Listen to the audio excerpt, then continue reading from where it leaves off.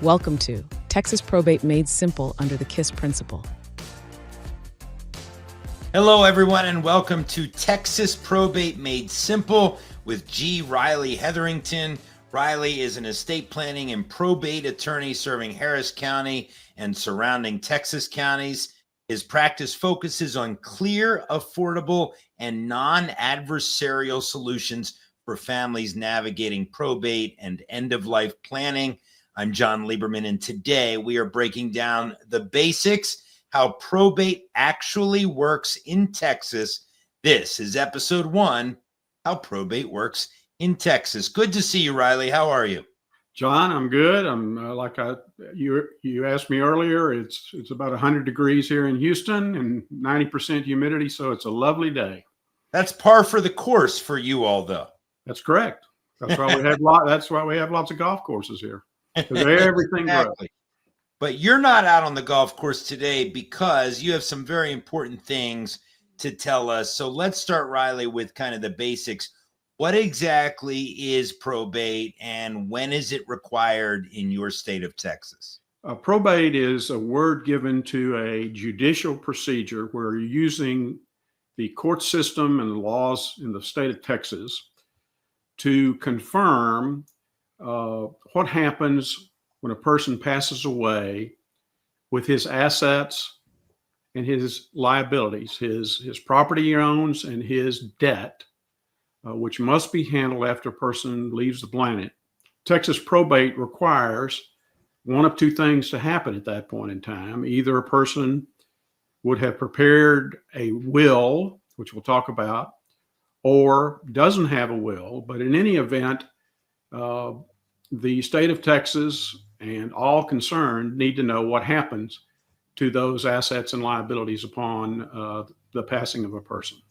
So how long does the probate process usually take, and kind of what are the key steps involved? Talk us through all that.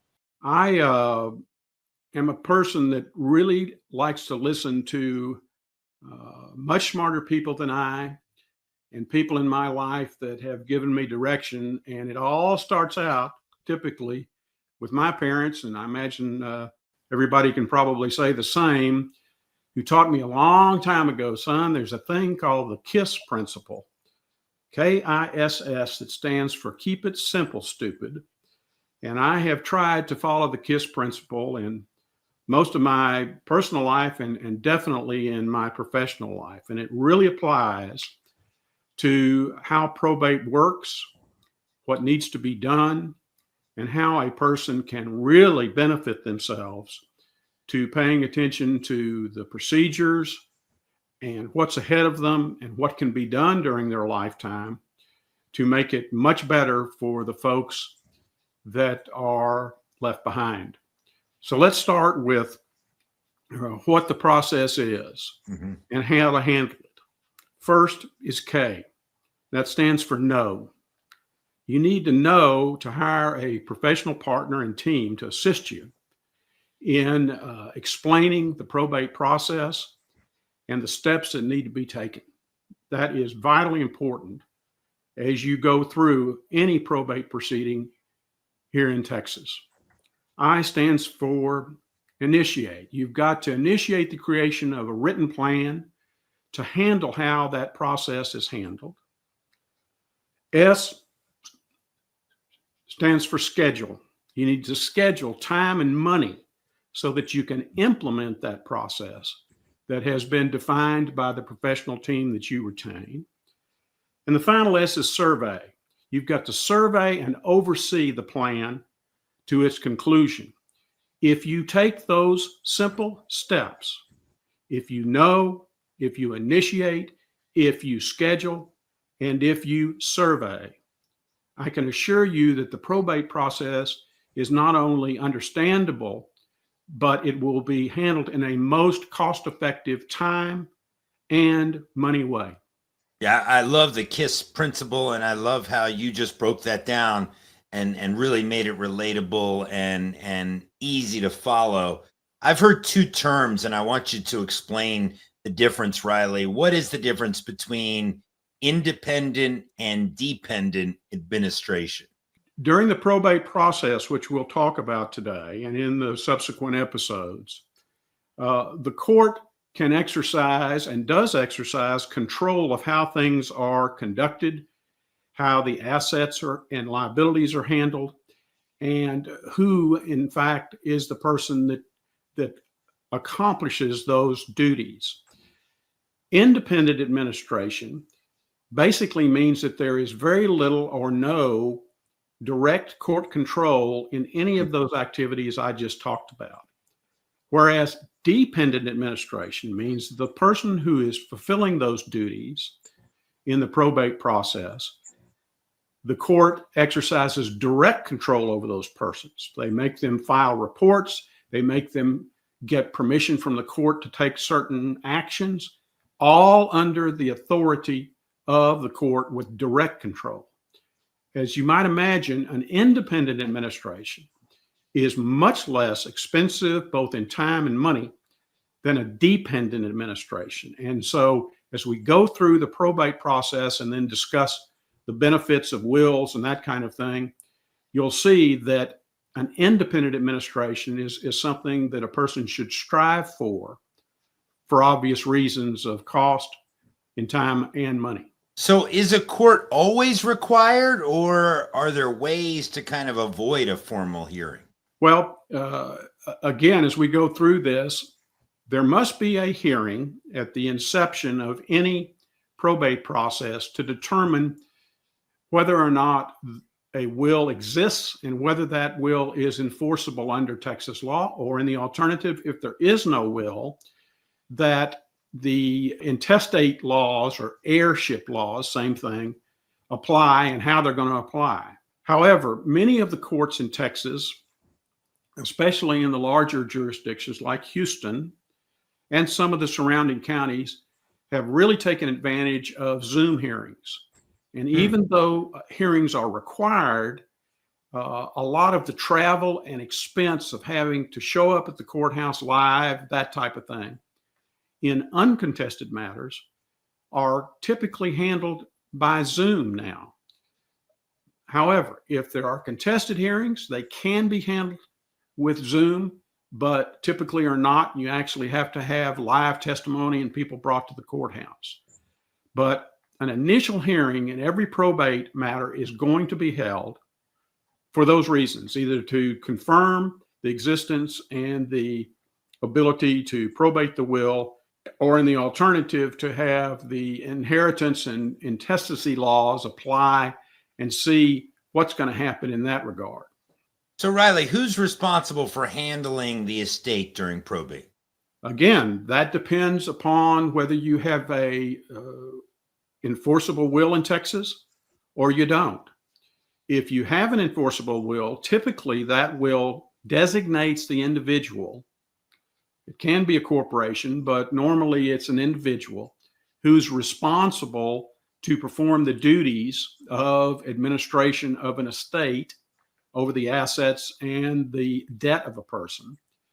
If you have an inheritance situation or a non-will situation, then that person is typically appointed by the court, and there is a list of folks that kind of have priority as to who might fulfill those duties, starting with a surviving spouse, going to children, and then on down the family tree of a person of individuals who might be qualified to serve in that capacity.